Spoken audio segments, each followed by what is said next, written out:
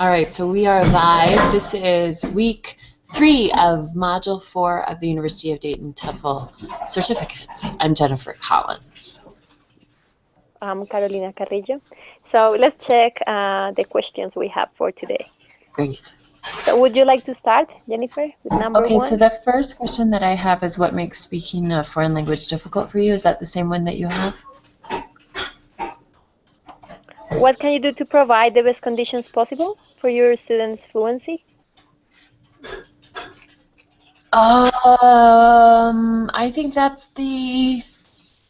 Do I have something else open? Mine says the assignment, Google Hangout Discussion 3, deadline Tuesday, points 2.5. Do you see that? Is that the same one? I have 3 questions. Do you have 3 or more? I have 4 questions. What I makes have speaking a 3. foreign language difficult for you? It's about speaking. Are you sure? Teaching This is what, approaches yeah, Google Hangout? these were the questions that were included in the reading for today's Hangout. Did she change it? I don't think so. So let me check. But well, Wait a second. Okay, well, look this at is the very top of the page. At the very top of the page, does it say Module 4, Session 3, Teaching, Speaking, and Pronunciation? Do you see that? yes. Okay. And then it's approaches, right? Let me check. The document is called Okay, approaches. so did you work with the document we had? I mean, like the reading Yeah, there in was the a Word reading. file? I'm just looking to see if maybe the It's other, there. if you maybe did the other one. I have the other one, but it's on my Google Drive. I'm just going to download it just to see if that's when it is. The other, there are 2 documents. Yeah, it's like there are 2 big documents that we had this week.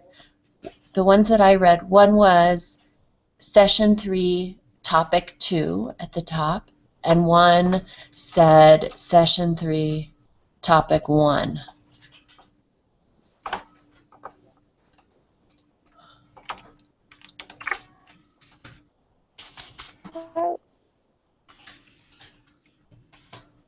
I'm going to just go on the site to see if maybe like she just sort of changed the question somehow. Because I did it on Sunday.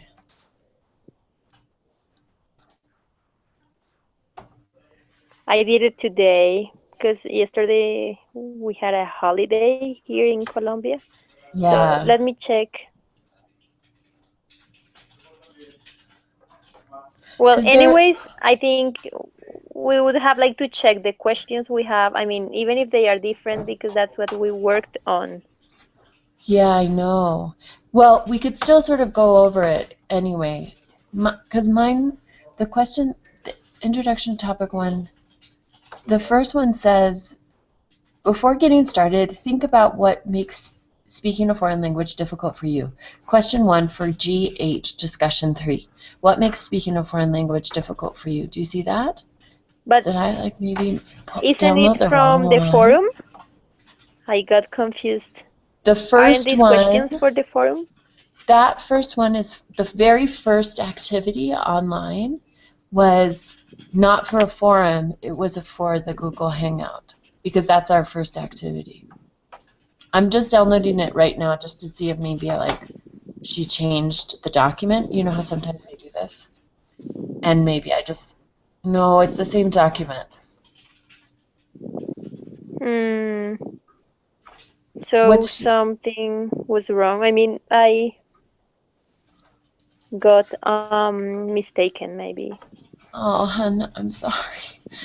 That's why, okay, let's just start by saying that's why we should, since we set up this pattern of the class for the past few weeks, it would really be helpful if we stuck with the same pattern. Okay. Yeah, maybe I don't think it was it's your because fault. Okay, look, here, see if you can maybe try to answer some of these questions, and we'll just talk about Okay. them. How about that? Okay. All right. Okay, based on So what I read. based on what you read, I will. okay. Okay. All right. So the first question that I have is, what makes speaking a foreign language difficult for you? Identify the specific characteristics that you have faced or face as a foreign language learner and or teacher. What strategies have you used, do you use to overcome these difficulties? Write down your thoughts below. So I said that when I first came to Mexico, I really struggled with like all the basic skills: fluency, accuracy, syntax, prosody, everything. I really struggled with everything. I didn't even know how to like ask for coffee politely. A lot of times taxi drivers would take me to random locations that I didn't think that I had asked for, but you know, there's a lot of miscommunication, and I wasn't speaking very clearly, so it's possible that that's what they understood. Um, so, like understanding all of that, I definitely feel like I have understood the difficulties of trying to speak a foreign language and have often made a lot of mistakes and continue to make a lot of mistakes. I still struggle with the pronunciation, or sorry, with the gender of nouns in Spanish, because it's something that's very constant, and not that I don't know. I usually even know I'm making a mistake when I'm making one, but I still struggle with that continually. Now I think more than that, because people are usually fairly forgiving and they can usually figure out what I'm trying to say even if I make a mistake with gender. Now I feel like the thing that I struggle with the most is saying things politely and knowing when maybe not to say things politely, actually. Sometimes like it's So better it's to more about be serious. socio-pragmatics, right? Okay. Pragmalinguistics, I think is what they were Yeah, calling it. pragmalinguistics, and well, some in some parts of the reading it says socio-pragmatics because it's Ah, like actually knowing how to fit in certain social contexts. Like yeah, yeah, about being exactly. polite and yeah, yeah. Totally. It's I think it's difficult to achieve this level of Yeah. politeness. I went to a party a few weeks ago, and people were kind of making fun of me because I couldn't understand some of the double entendre in the Okay. jokes, which is not Yeah, always, I know. it's Yeah. really more of a cultural, like a Mexican cultural thing more than even a Of Spanish thing. course. But Yeah. yeah, they were super, like, you've been here for 4 years and you don't know how to, albur is the word. And I was like, sometimes I do, but not everything. So, yeah. It's difficult to get that level. Yeah, well, I haven't lived abroad. I mean, your experience is really different from mine, but when I've been like, like in these short trips, I've realized, yeah, it's difficult like to master all the components you were saying before. I mean, Yeah. about the sound system, everything, the content, yeah, like putting everything together and being able like to check yourself at the real time of when Yeah. speaking is actually happening. It's really difficult to do this, Yeah. but I guess yeah, time helps you like to yeah, like to regulate yourself, you know what I Mm-hmm. mean, like Yeah. to know when you're wrong. Yeah. Yeah, definitely. When you're speaking, you have like to deal with lots of things, and it's difficult to like to be, like aware of all of these things Mm-hmm. in one Yeah. second. So And I you agree speak with so you. clearly, so Oh, well thank in you. English, which is why so accurately too. So, Thank yeah, no. you. Yeah. My Spanish is nothing like your English. No, but Um, I think your Spanish is really nice. oh, well, Yeah, you're and very nice. something, it's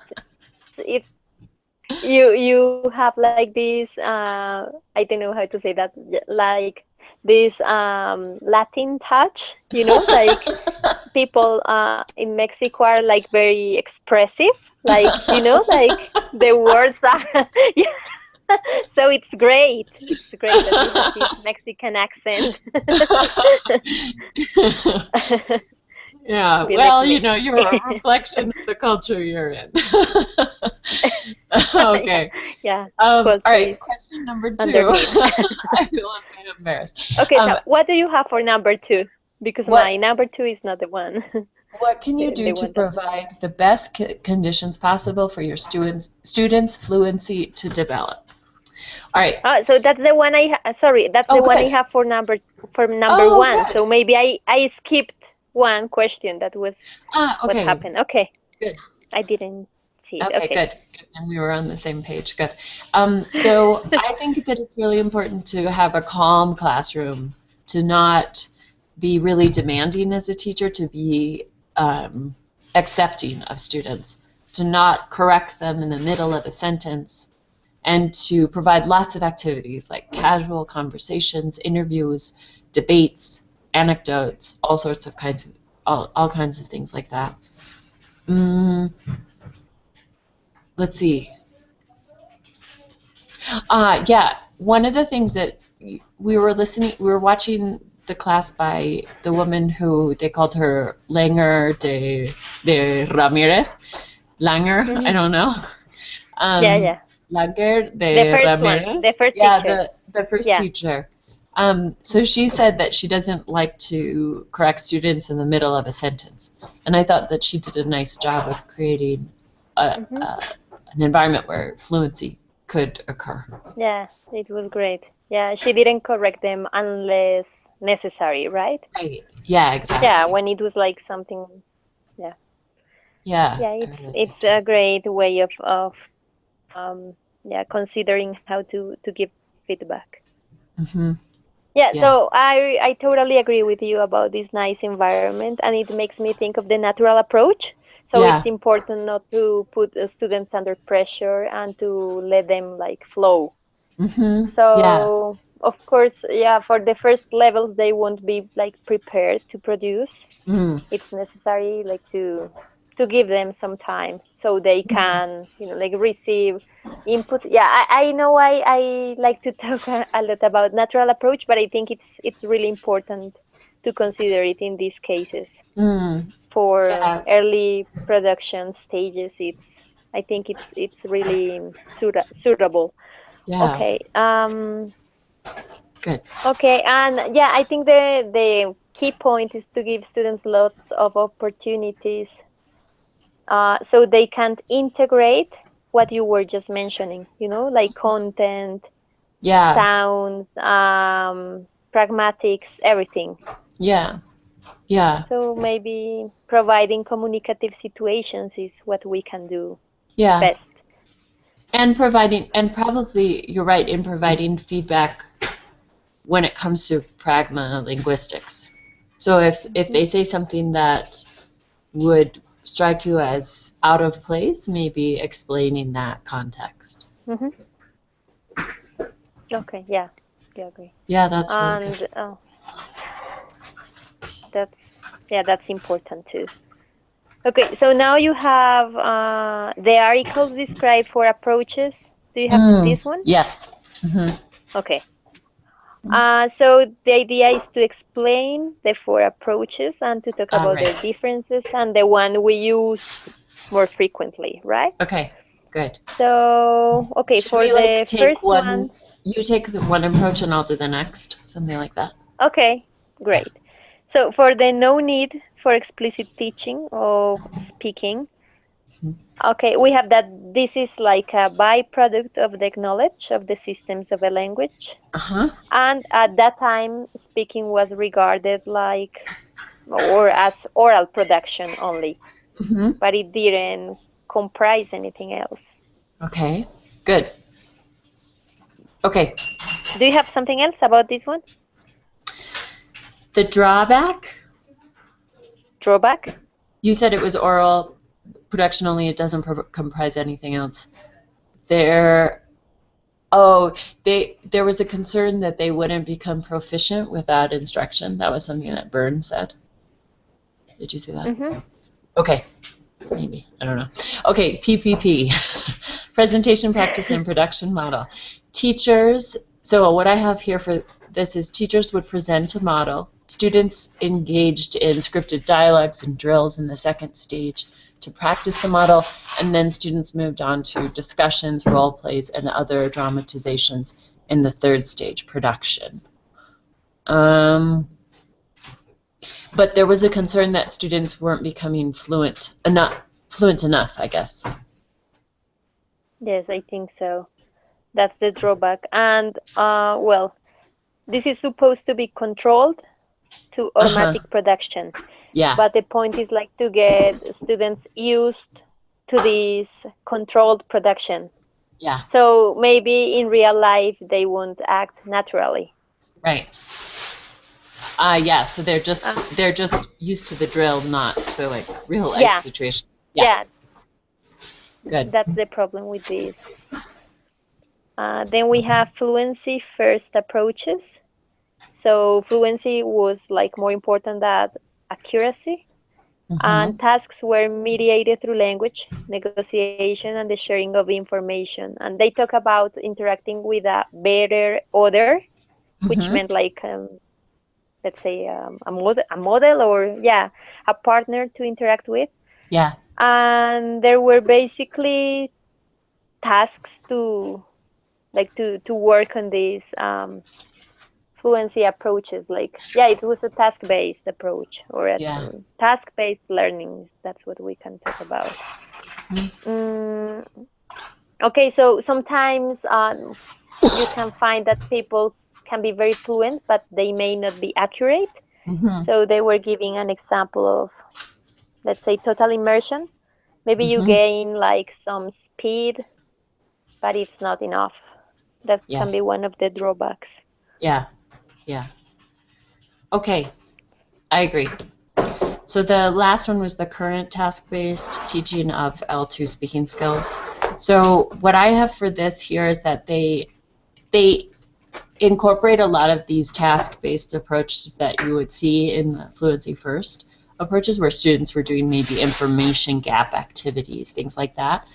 But instead of like forcing students to just kind of speak, they would often also give them the opportunity to plan dialogues beforehand, or plan their speech beforehand in order to help them to become a little bit more accurate. They also do debates, problem-solving tasks, so that so the idea is that they're incorporating sort of the same complexity that they're learning in other, like in writing and listening, but they're sort of like incorporating that into their speaking as well.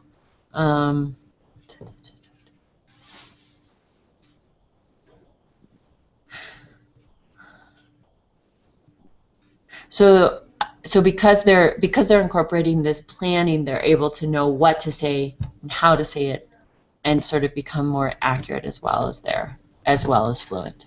I guess that's what I got out of that. Did you have anything else? Okay. No. I have babe. Oh, one other thing they mentioned, there's some rehearsing. Do you think include more? Well, I mean, I think it's kind of obvious from the reading that we should be working on that we probably should be working on the fourth approach. But I would say probably, if I'm honest, I do a lot of presentation practice and production in my classes.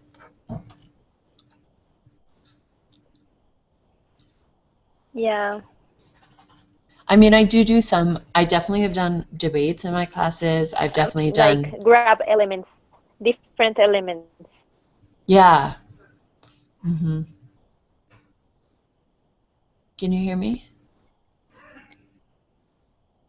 It's it's getting slow. So okay. Notice it's a little slow now. I can hear you. So go ahead and say what you incorporate in your in your teaching? Hear me? Yeah, yeah, I can hear you. Okay, yeah, based on practice and production. But I think I include lots of tasks, so maybe it has to do with the fluency, first approaches. Mm-hmm.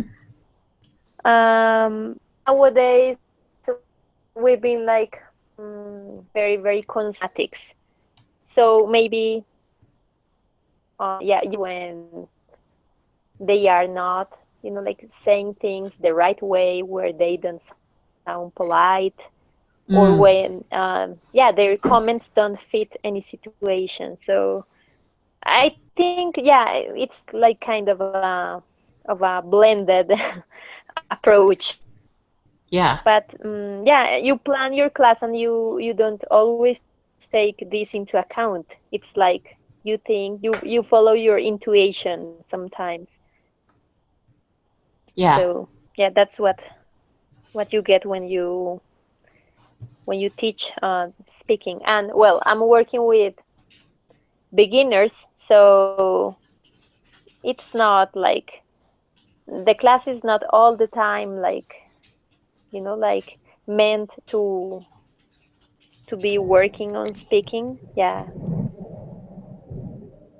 it's it's more about doing some other things so that students gain some confidence and they have or they get some content to talk about.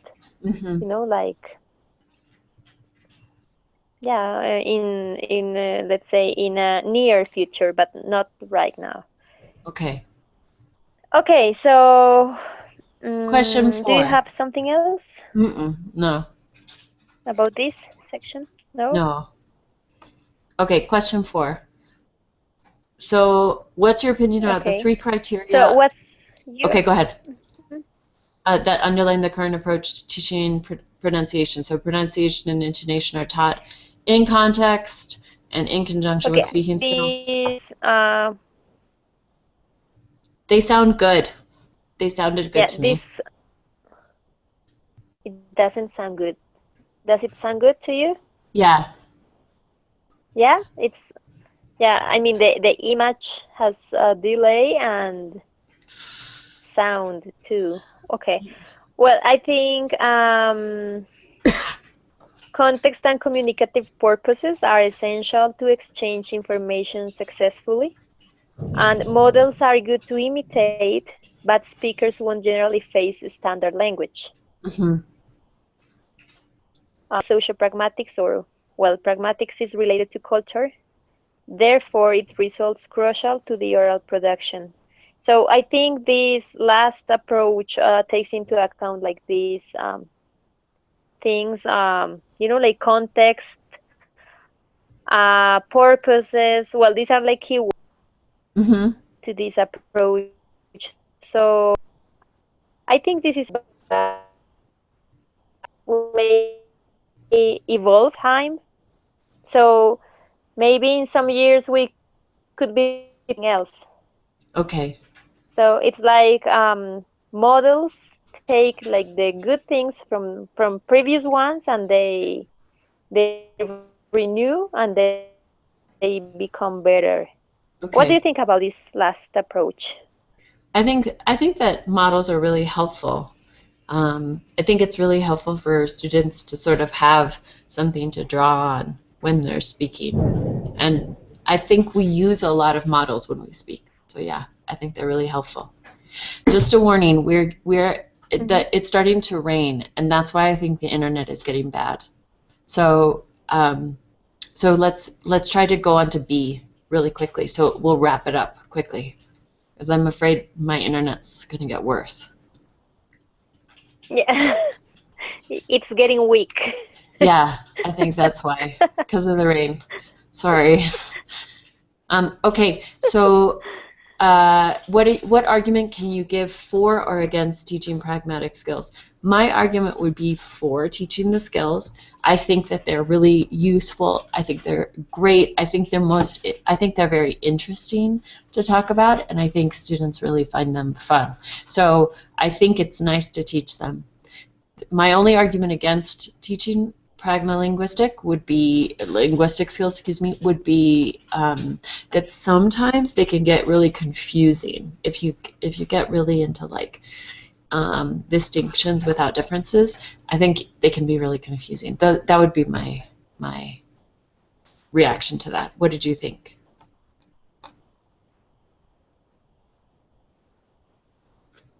Yeah, I think really to culture. So it is a must to teach pragmatics when you're teaching a language. So Yeah. it's something you can do. It's like, well, it's kind of mandatory to me, like taking into account language is, yeah, absolutely, or very closely related to culture. Good. Cool. All Can right. It's you been hear me? good speaking with you, Carolina. I'm going to stop the broadcast. I think we've done everything. Any other questions, comments? Okay. Okay. Bye.